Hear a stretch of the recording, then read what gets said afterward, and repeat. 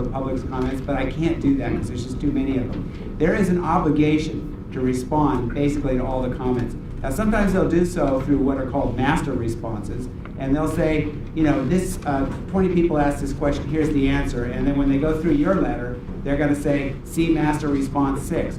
But you need to take a look at, see whether or not master response 6 actually answered your question. And if it didn't, you need to do the next thing, which is to write another letter.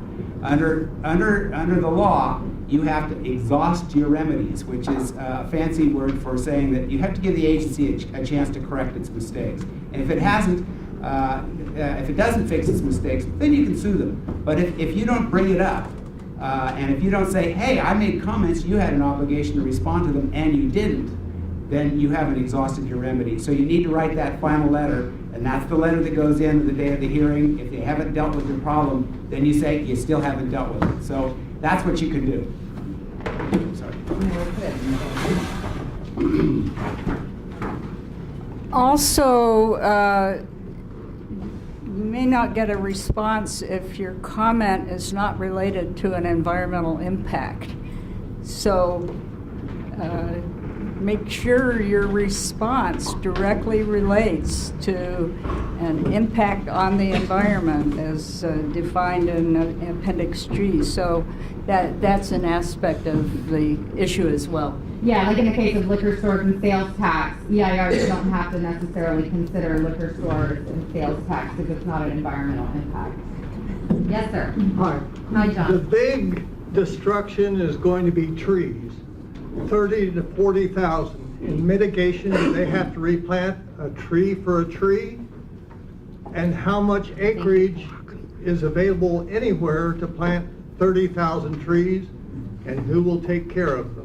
You know, John brings up a really good point. That was an issue with the MST Whispering Oaks project that LandWatch filed a successful lawsuit on, thanks to John, and did a successful referenda against the project. They said, oh, well, we'll just cut all these trees down and replant them. And we were like, where the heck are you going to replant all these trees? I mean, like, there was a lot. There were thousands and thousands of trees, and it just, again, it wasn't an enforceable mitigation. I don't know if you guys have anything to add. There is a state law that covers what you have to do to mitigate oak woodlands impacts, and it's not a law that I've got well memorized, but one of the aspects of it is that half of the mitigation for oak woodlands, at least half, now I can't remember, is through in lieu fees. So you pay it into a conservancy that does statewide planting. The other half will come from either on-site or off-site mitigation. Typically, tree planting ratios have to be reasonable, and therefore 1-to-1 probably doesn't make it. There are plenty of people that are out there commenting about oak woodlands impacts, and some of the issues that they raise are these are closely related to climate change, because the carbon sequestration of an oak tree, when you plant an itty-bitty sprout, it's not going to be doing the same carbon sequestration as a vigorously growing middle-aged oak tree. On the other hand, some of us older oaks aren't doing too much in the way of carbon sequestration. So there's an analysis that needs to be done. That's probably more part of the greenhouse gas analysis.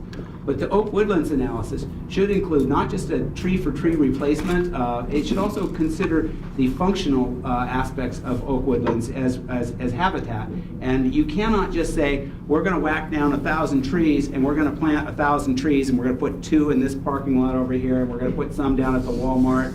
That's not replacing the functional oak woodland habitat. So you should insist that they do the analysis that will look at that and not just at tree-for-tree replacement or 2-to-1 replacement. And finally, the question you raised about where to do it, I'm seeing this issue raised by California Department of Fish and Wildlife lately. They're saying you have proposed oak woodlands mitigation, and you're proposing to do it on site, but what you're going to do is destroy grassland habitat in the process, and that grassland habitat is independently valuable, and here's the critters that are living there. So what this is tending to do is to say that the old school of environmental impact is, well, we were thinking about paving over all 1,000 acres, but you know what? We're only going to pave over half of it, and that half that we're not paving is the mitigation for the half that we're paving. And they're, to a certain extent, they're still saying that. They're still getting away with that. But this idea of forcing them impact by impact to say, hey, wait a minute, where are you going to put those trees? What's there already?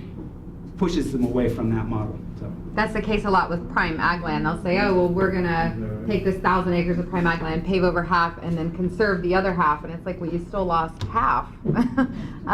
Yes. So up until now, every time in meetings that we've tried to get any traction in opposition to this project, we are consistently told this is just a proposal. It's not yet a project. Does the release of the EIR trip that magic threshold, and does this become officially a project?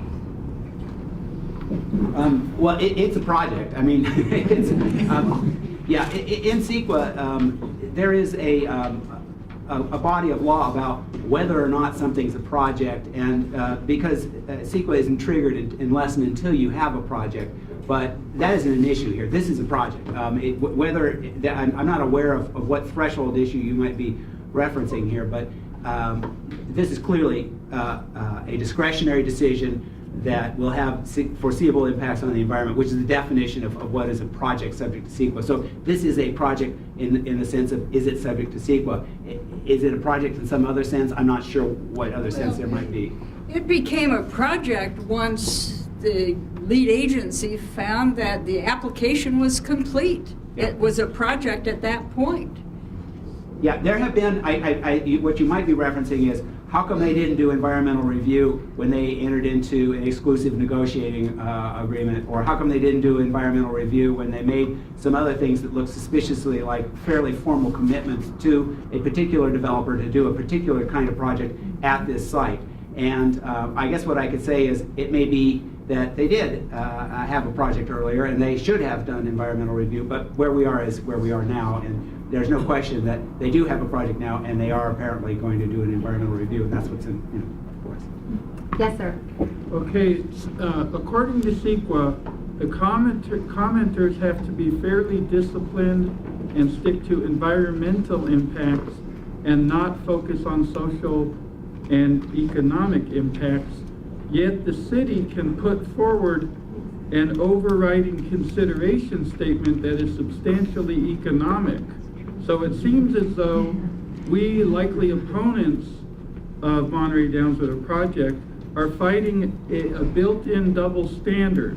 And if that is true, how do we fight against something where we are handicapped in that way? There's two answers to that. First, it's not impossible to challenge a statement of overriding considerations. It's just that they won't get around to doing the statement of overriding considerations until after the EIR is finalized. So at the EIR level, it's premature to get into the overriding considerations. When they have completed the EIR and they've concluded that there are significant unavoidable impacts and therefore they need a statement of overriding considerations, they will gin up usually a fairly abbreviated list of jobs, and then they will put that in front of their elected officials, who will then bow to it and approve the project. So you can, if they put anything more specific on the plate that is subject to actual analysis and challenge, then you can mount some analysis and challenge. If they say, we're going to get 13,425 cents worth of sales tax revenue per square foot, and you've got some evidence to the contrary, why, you can put that in the record. And there may be an opportunity to do that.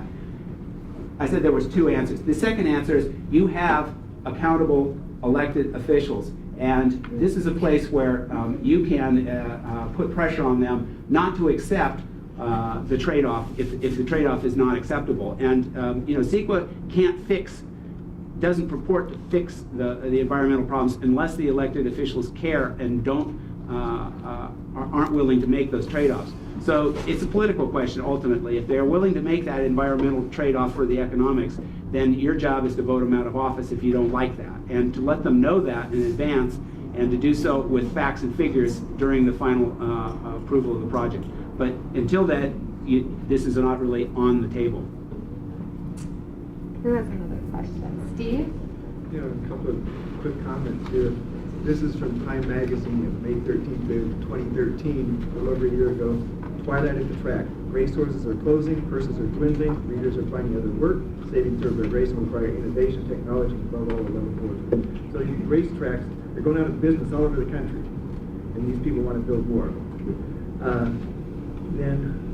Question here, adding further insult, the land to be used for Monterey Downs are part of the $400 million plus $400+ million federal cleanup of Fort Ord. Thus, the developers will directly benefit from the taxpayer-funded cleanup that they didn't pay for or help with, and they will be getting land at a discount from Monterey County. This seems really dumb to me. Yeah, Steve brings up a point that, I at LandWatch have heard a lot, and I'm sure Janet and John have heard it as well. I always remind people that Fort Ord is public lands. It was gifted to the public when the base closed, and so it's a little bit different. I mean, this doesn't necessarily get into environmental impacts, which is what CEQA is dealing with, but it is really, I think, an interesting question. We were at a hearing, as Janet said, all afternoon for Farini Ranch. Well, that's private property. It's still a discretionary decision by the governing body as to whether or not to approve that project, but it is private, it's privately owned land. In the case of Fort Ord, that is public land, and it really brings a different dynamic, I think, to Monterey Downs, because it really should be up to the public. I mean, Measure M, which a lot of people in this room fought really hard for, which ultimately didn't pass, that was a big, topic of discussion during Measure M, is, hey, this is the public land. We should have the right to make a decision on how we want that land to be developed or not to be developed. As I said, unfortunately, Measure M didn't pass. But I think, Steve, that's getting to your point of, the public has spent a lot of taxpayer dollars cleaning up this land after the base closed. Should a developer benefit from that? Those are questions that, our elected officials, we have one that was recently elected sitting here in the room, that he'll have to grapple with, do we want to make, what kind of decisions do we want to make on this public land that was gifted to the public? What's another question? I'd like Oh, to sure, I'm respond. sorry. That's the kind of comment, if you put it in an EIR, the response is going to be comment noted, because it doesn't relate to an environmental impact. However, you can ask, what are the methane emissions that will be generated by the horses at this park, for example? Anything that relates, how much water will the horses consume? Those kind of questions are totally appropriate. But if you just focus in on what you just commented on, you're just going to get a comment noted in the response in the final EIR. Yeah, not to say that it's not important. It's just, unfortunately, CEQA just doesn't cover social and economic issues. Yeah, Michael? Thanks for putting this on, by the way. This is fantastic. I'm a non-Seaside resident, but one of the things that strikes me about this project is that the majority of land is not currently in Seaside. So I'm wondering if any of you could comment on the interplay between the EIR process and the annexation process that will have to occur, and does the EIR process have to play out completely before the annexation is considered? And it also strikes me that in all these general plans that certain borders are already drawn for Seaside. So how would the EIR have to address the annexation itself? Because that in and of itself seems like a major environmental event to redraw the borders for Monterey Downs. Yeah, I mean, what I've been told by the local area formation commission, so LAFCO, another agency that it's actually an incredibly important agency in Monterey County. Every county has one. They make determinations about extension of services into new areas or land annexations into jurisdictions. So LAFCO will have to make the decision as to whether or not to allow the city of Seaside to annex this county land. And as Michael pointed out, most of the land that Monterey Downs is poised to be on is county land in Fort Ord. I've been told by LAFCO that an EIR does have to be complete and certified before LAFCO makes that decision. but I also wouldn't be the wildest thing if they didn't follow, procedure. And I'm not bad-mouthing LAFCO. I think staff does a great job over there. But they told me it had to be certified and complete, but I just wouldn't be surprised if the LAFCO process happened concurrently, or I don't know if John or Janet has any thoughts to that. But it is an interesting process because this project is very unique. You've got county land, you've got city land. It's in Fora, it's the former Fort Ord, and then LAFCO is a separate process that has to deal with the question of annexation. So there's a lot going on procedure-wise. I would think, and John may want to comment, that the environmental document has to address the LAFCO policies about contiguous growth, the availability of services, just as you would have to address your policies in a general plan. But John, I don't know what the legal requirement is there. Me either. There is an intricate body of law under the Cortese Knox something or other law that governs LAFCOs, and there will be a list of, in the front of the EIR after the project description, there will be a list of the entitlements and approvals that the project will require.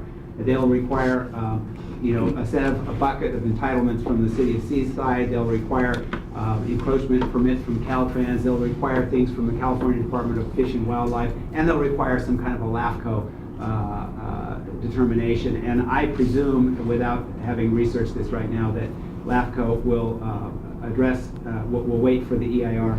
I also know that, as Janet mentioned, there are a set of substantive requirements that LAFCOs have been newly empowered to consider, and it would surprise me if this turns out to be a test case of those. It seems to me it would require, I'm not aware that the new LAFCO guidelines have resulted in any real change in sprawl and the kinds of, LAFCOs are just not the kinds of boards that are likely to control this kind of development. They typically are staffed by one member from this jurisdiction, one member from that jurisdiction, and they're all engaged in a kind of back scratching contest. And this thing will just go through. It isn't likely to be.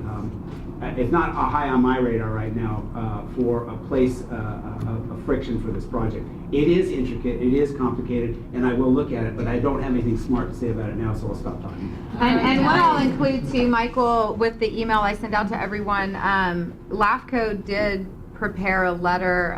So before EIRs are released, they issue a notice of preparation, an NOP, which says we're going to do an EIR on this project, blah blah blah. And so agencies can say, can respond to that notice of preparation. And LAFCO did submit a really great letter it's a public document, so I'll include it, and it does talk about what LAFCO policies are important to think about in relationship to the Monterey Downs project. And just one more thing about LAFCO, I attend their hearings often, and I'm usually the only member of the public there because it's just one of these funny agencies that no one pays attention to.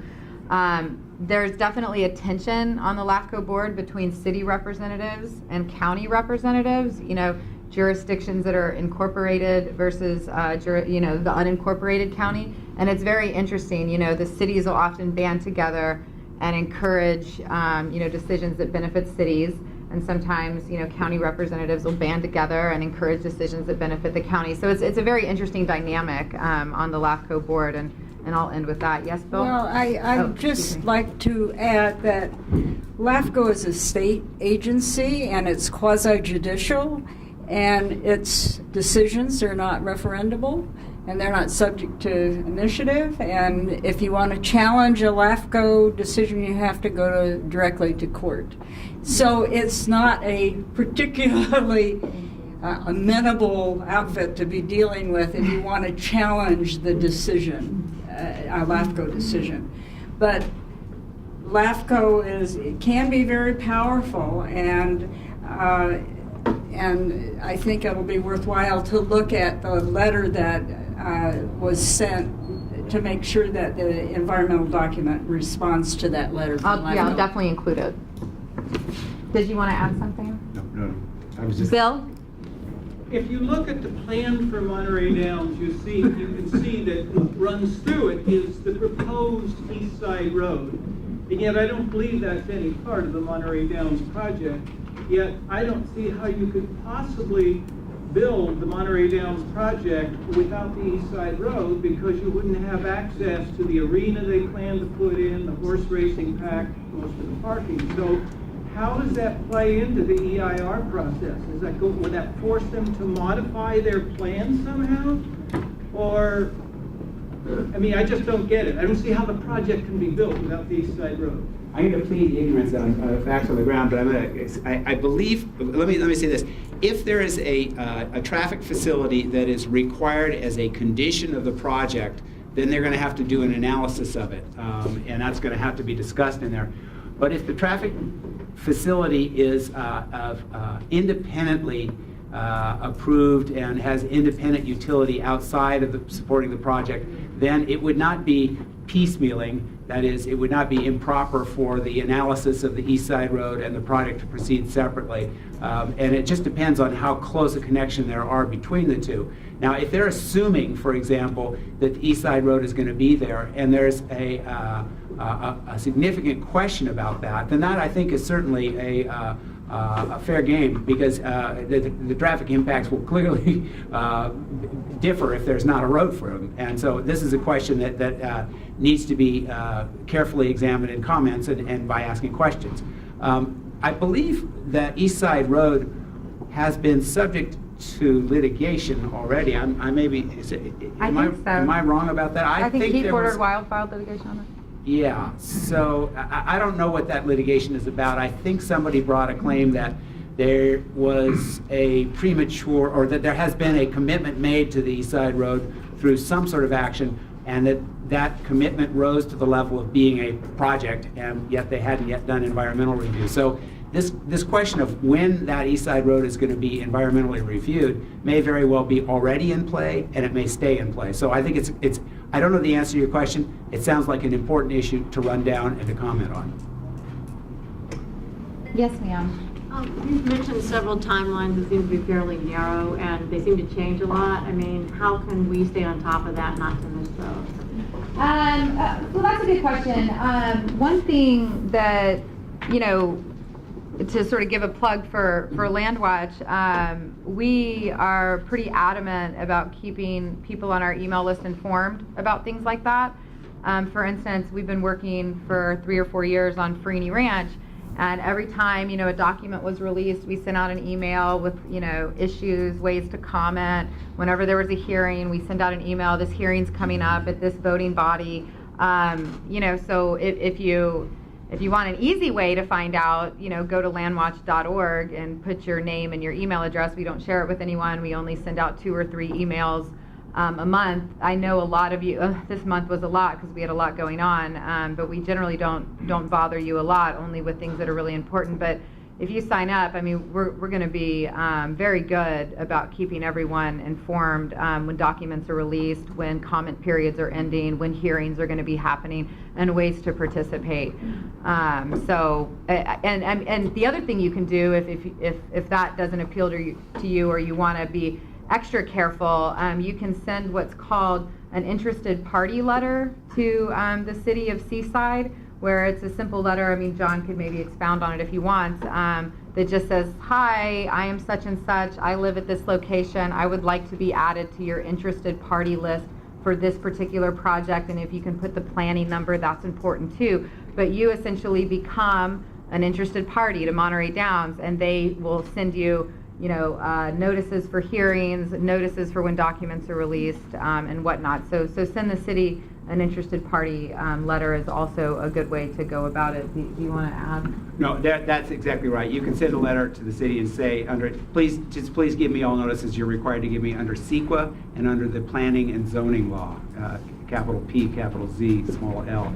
And that will put them on notice that you want to have everything, and so you'll get notices of hearings and whatnot. I think I actually have a standard interested party letter. I'll include it in the email. You guys are going to get a big old email, but I do have a standard interested party letter that I've shared with other folks, so I will send that to you as well. If anyone is here from the city, you're going to get a lot of letters. But that's public participation at work. Yes, sir. I just want to know, does this process also include some way to comment on cultural resources that might be impacted as well? It seems like you talked about the environment, but cultural resources, is that in there? Yeah, that's a standard part of the Appendix G guidelines, and there will be cultural and historical resource analysis. It should be included in the EIR. You know, there are a whole lot of careful guidelines around protection of historical resources, and I'm not aware whether this project implicates any. But if there is existing historical resources on the base that would be at risk from the project, then there are a number of very careful protections that are afforded to them. Are you aware of something? Yeah. Horses are a species. Are they part of the environmental review?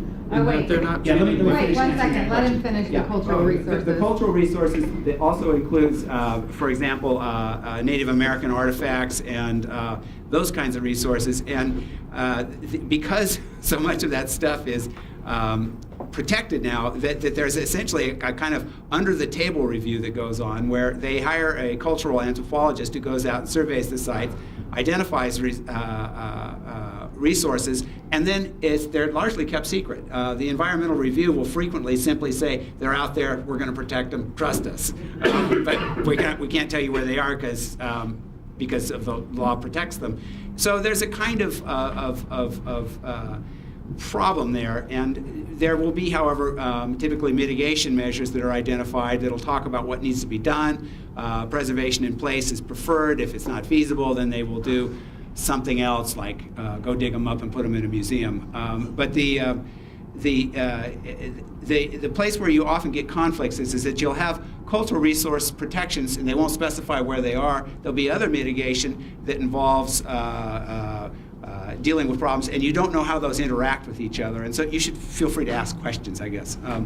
Well, if there are Native American resources that would be affected, there is a law requiring the consultation with the Indian tribe that's affected. So there's a law specifically related to that for subdivisions. Yeah, there is a requirement for consultation. There is a very mechanical and routine kind of interaction that will go on. It'll be the very first letter you see typically is consultation with an organization that represents a lot of tribes. And I'm not aware of there being a particularly hot issue in this venue. If there is, then I imagine the tribes will speak up for it.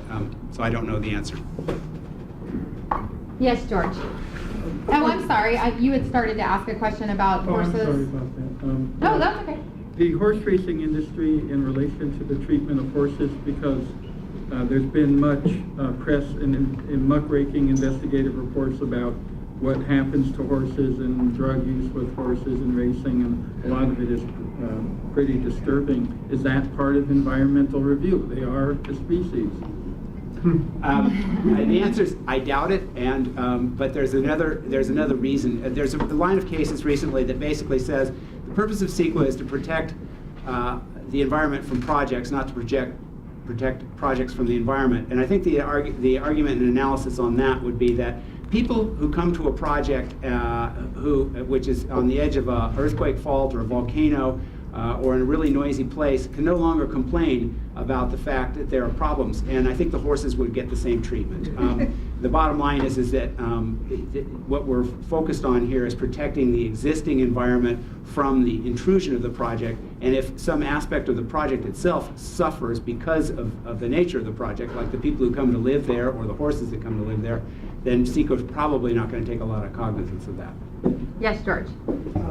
I want to go back to the beginning of, you said you don't need to be a specialist, you can be a layman. I'm going back to the size of the EIR, the document itself, maybe 500,000 pages.